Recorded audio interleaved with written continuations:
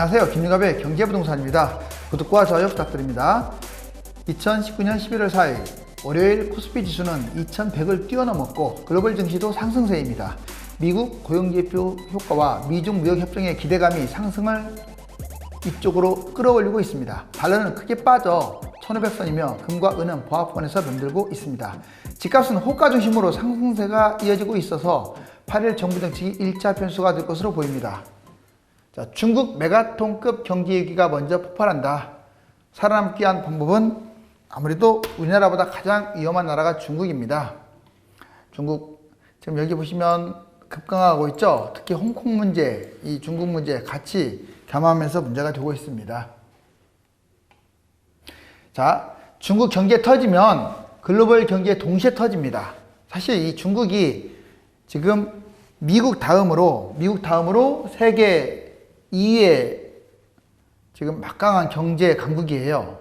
자, 중국이 경제위기 터지면 뭐 순서는 그렇게 큰 의미는 없지만 바로 우리나라, 일본, 우리나라도 경제위기가 터질 가능성이 커요. 우리나라 내부에서 터진 것보다는 좀 낫겠죠. 자, 그리고 두 번째, 아시아 금융위기.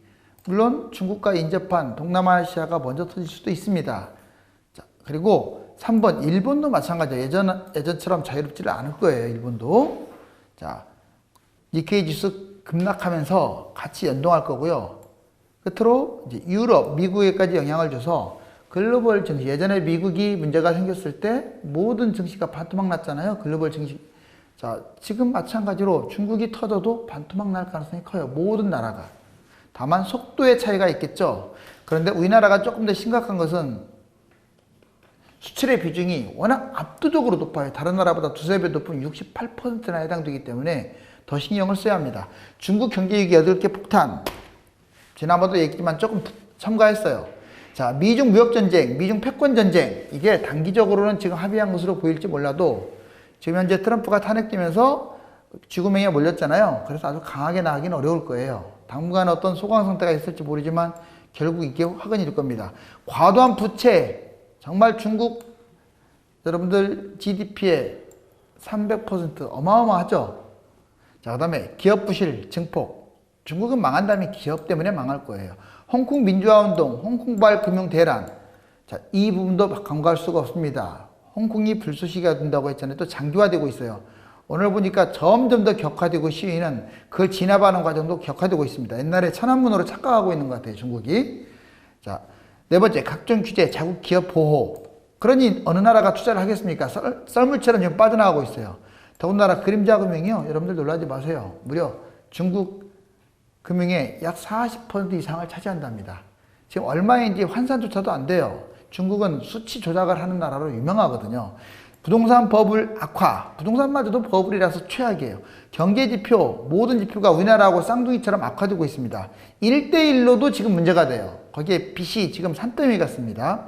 해외 기업 이탈하고 있고요. 자금도 이탈하고 있어요. 증시에서. 그러니까 지금 상해종합지수 못 가고 있잖아요. 글로벌 경제 악화되고 있고 대외적인 여건이 모두 안 좋은 것도 중국에게 불안합니다. 지금 중국이 터지느냐 안 터지느냐 대부분 터진다고 합니다. 자, 그러면 올해냐 내년이냐. 자, 이건 좀 지켜봐야겠어요. 중국 경제 성장률 지속적 붕괴. 자, 이거 참 재밌는 말입니다. 바오류라고 해서 보육, 그러니까 6%를 지킨다 이런 말이에요. 6% 사수의지, 뭘 6%? 중국 경제 성장률을 말합니다. 여기 예전에 2000년부터 쭉 여기 현재 자 19년까지 이렇게 여기 19년 이후니까 자 한번 보시면 그 이전에는 상당히 수출 및 투자 주도형 성장으로서 높았어요. 한때는 15%까지 올라갔죠. 바오빠가 뭐냐면 8%를 지키겠다. 실질적으로 8%를 지켰네요. 근데 또 떨어지니까 이제 바오치 7%를 지키겠다. 12에서 16년대. 그 다음에 17에서 19년대. 이제 여러분들 바오류 6%를 지키겠다. 이거예요. 이제 19년 지난 다음에 이제 5%로 내년에는 떨어질 것이 유력합니다. 이제 바오우로 전락할 가능성이 커요. 이렇게 중국이 바오바에서 바오 5%까지 급전직하는 성장률을 보이고 있다. 자, 전문은 바오류. 아까 말씀드렸잖아요. 6% 성장 목표. 2010년 중국 경기 대내외 경기 악화로 6% 미만으로 하락할 것으로 예상되나 서비스 영역이 제조업과 융합된 새로운 디지털, 그나마 중국의 기대를 걸고 있는 건 이 디지털 경제예요. 신성장 동력의 확보가 가속화될 전망이라서 이건 변수가 있습니다. 그렇다고 해서 중국 경제가 살아난다는 게 아니라 이걸로 지금 얼마 동안은 버틴다 이거예요. 중국이 신성장 이쪽에 상당히 많이 투자했거든요.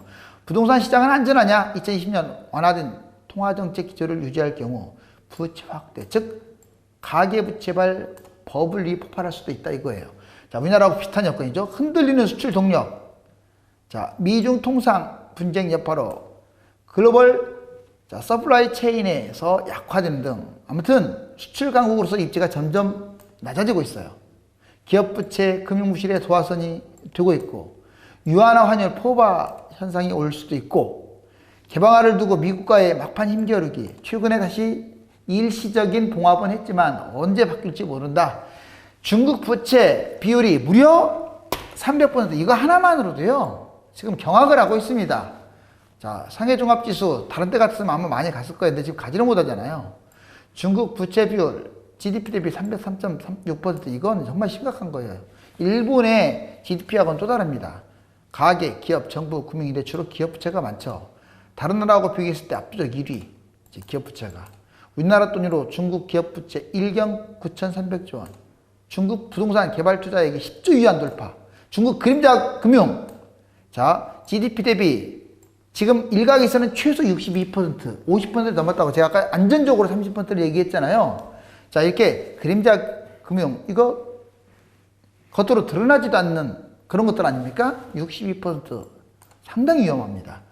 중국 6% 턱걸이 하고 있죠, 지금. 이번에 딱 6% 나왔잖아요. 경제 성장률 계속 추락하다가 내년에는 5%가 유력하고요.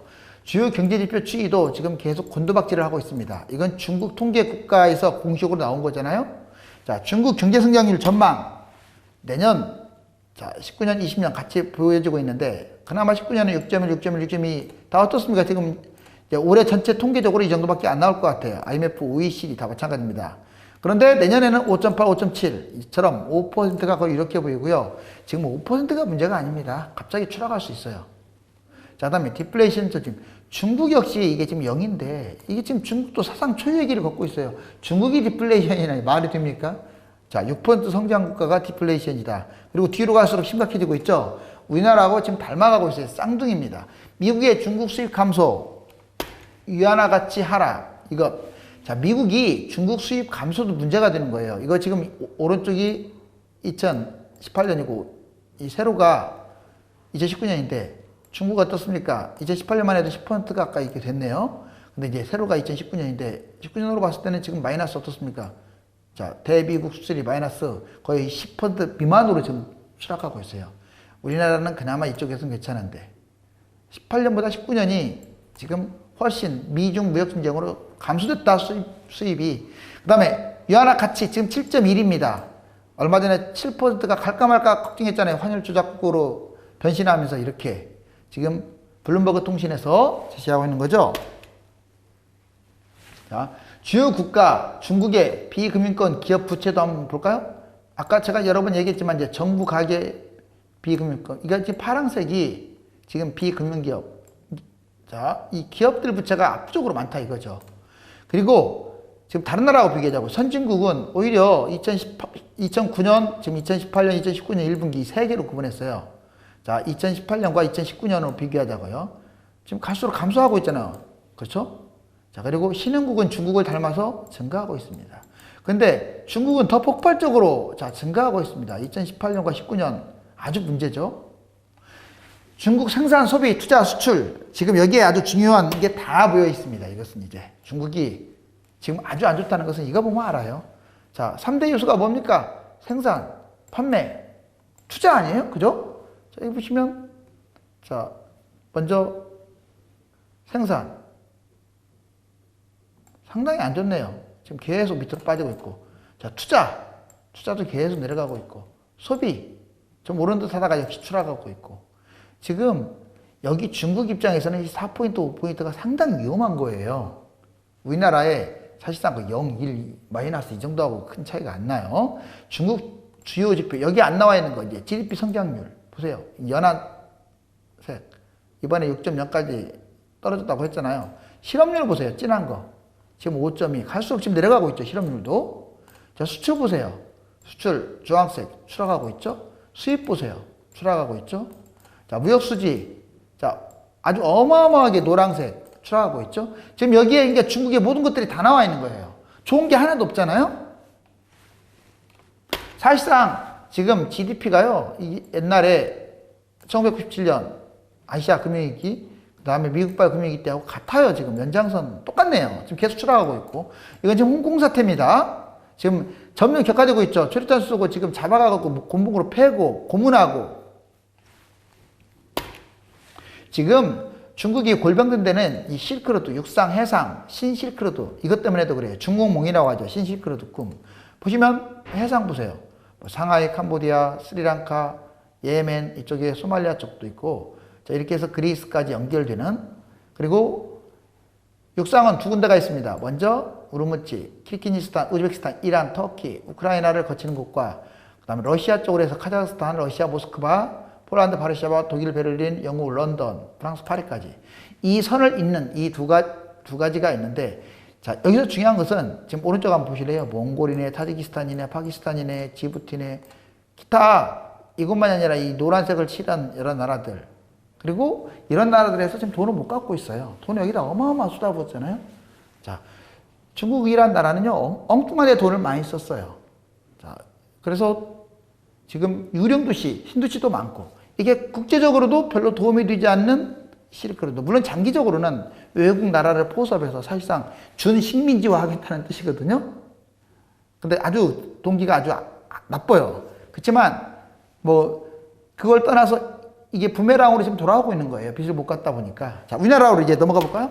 한국의 경제위기 네 가지 요소. 중국은 우리나라하고 뗄 수가 없다고 했죠. 사상 초유의 트리플 마이너스 금리 물가 지금 저성장.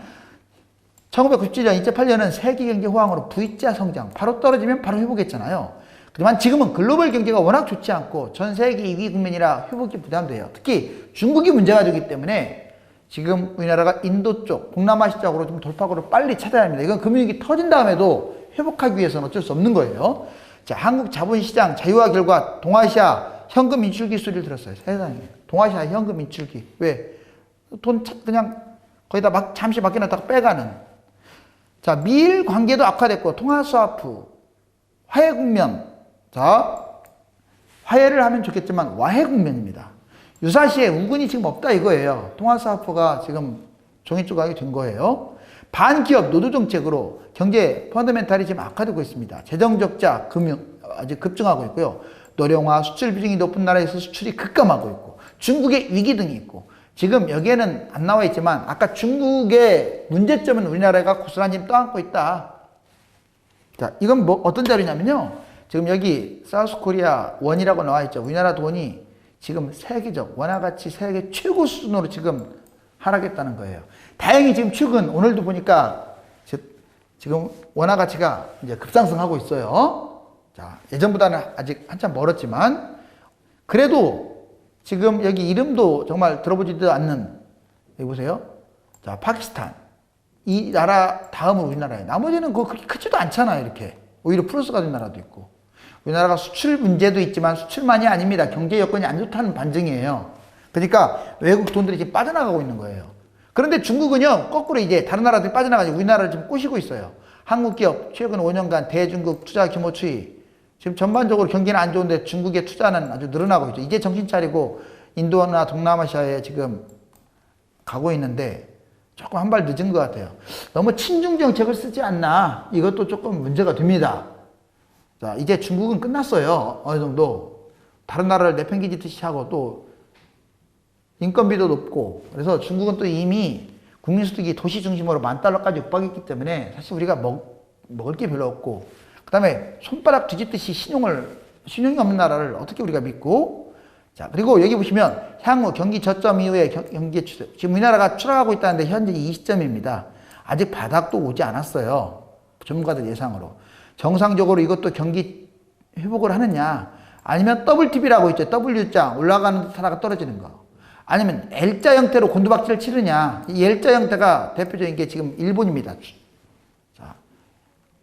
회복하면 다행인데 이 회복한다는 보장도 없다는 거예요. 자, 중국발 쇼크는 이제 시작입니다. 이제 점점 아마 중국 관련 금융위기에 대해서 여러분들께 말씀드릴 거예요.